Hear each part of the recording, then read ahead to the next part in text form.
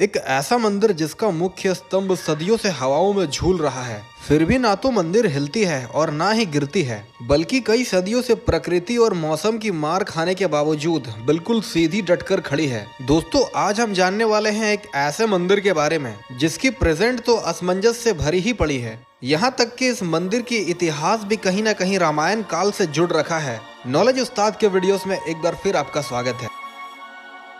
हमारे भारत के एक राज्य आंध्र प्रदेश के अंदर जिला अनंतपुर में एक मंदिर है जिसकी बनावट देख आप भी हैरत में पड़ जाएंगे।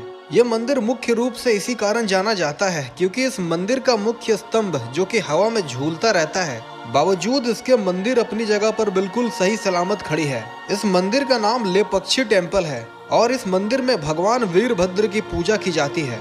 दोस्तों, जैसा कि हमने बताया, इस मंदिर की इतिहास कहीं ना कहीं रामायण युग से भी जुड़ी है। तो वो कुछ इस प्रकार है। जब माँ सीता को रावण छल से उनका अपहरण कर अपने पुष्पक विमान के द्वारा लंका की ओर जा रहा था, तभी हवा में माँ सीता की रोने की आवाज सुनकर जटायु पहुंच गया और उसने माँ सीता को मुक्त करने को रावण से काफी भीषण युद्ध की। काफी देर तक लड़ने के बाद अंत में जटायु की एक पंख रावण के तलवार से कटकर अलग हो गई और जटायु काफी तेजी से भूमि पर आ गिरा। कुछ दिनों के बाद जब श्री राम और लक्ष्मण माँ सीता को ढूंढते हुए लंका की ओर जा रहे थे, तभी उन्हें भूमि पर एक विशाल पक्षी मूर्छित पड़ी मिली।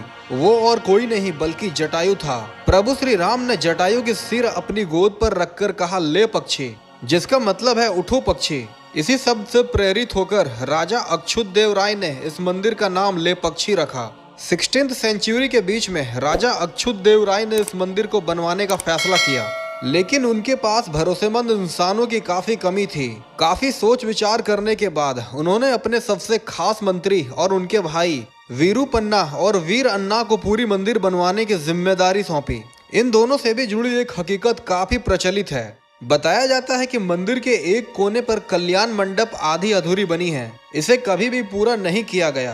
कहा जाता है कि वीरू पन्ना के लिए महाराज का भरोसा देख दूसरे मंत्री काफी जलने लगे थे और उन्होंने एक षड्यंत्र के तहत महाराज को वीरू पन्ना के खिलाफ मंदिर के पैसों को अपने निजी जिंदगी पर खर्च करने का आरोप लगाया और कुछ ऐसे नकली सबूत रखे कि महाराज ने इस पर विश्वास कर लिया और गुस्से में आकर उन्होंने वीरू पन्ना के दोनों आंखों को निकलवाने का फैसला सुना डाला।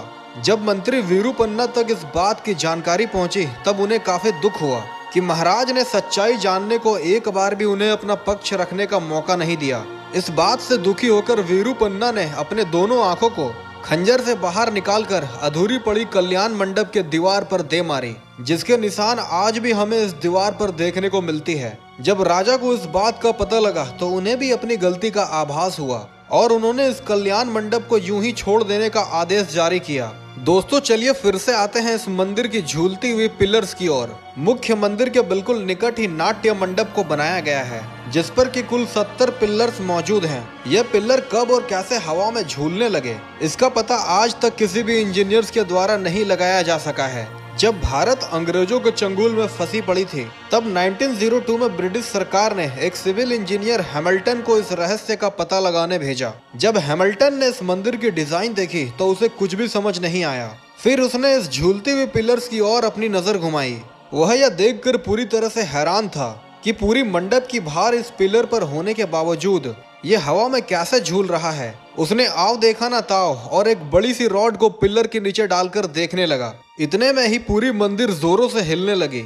हैमिल्टन तुरंत अपनी जान बचाकर बाहर भागा और फिर कभी उस पिलर के साथ छेड़खानी नहीं की। बता दें कि इस पिलर की हाइट तकरीबन 8 फीट है और ये हवा में तकरीबन आधा इंच ऊपर उठी है। ऐसी मान्यता है कि अगर किसी भी चीज को इस पिलर के नीचे से होकर गुजारा जाए तो घर में सुख और समृद्धि आती है। यही कारण है कि आए दिन टूरिस्ट अपने किसी कपड़े को इस पिलर के नीचे से होकर गुजारते हैं। दोस्तों, ये तो थी इस मंदिर से जुड़ी कुछ रहस्यमय बातें, पर क्या आपको यह पता है कि विश्व की सबसे बड़ी नंदी इस मंदिर के प्रांगण में स्थित है। इस मंदिर से 200 मीटर की दूरी पर एक बड़ी सी नंदी का निर्माण किया गया है, जिसकी ऊंचाई 15 फीट और चौड़ाई तकरीबन 27 फीट है। इतनी बड़ी प्रतिमा को सिर्फ एक ही पत्थर से तराश कर बनाया गया है, जो कि उस जमाने की कारीगरी की एक बेमिसाल पेशकश है। तो दोस्तों, आज के लिए इतना ही।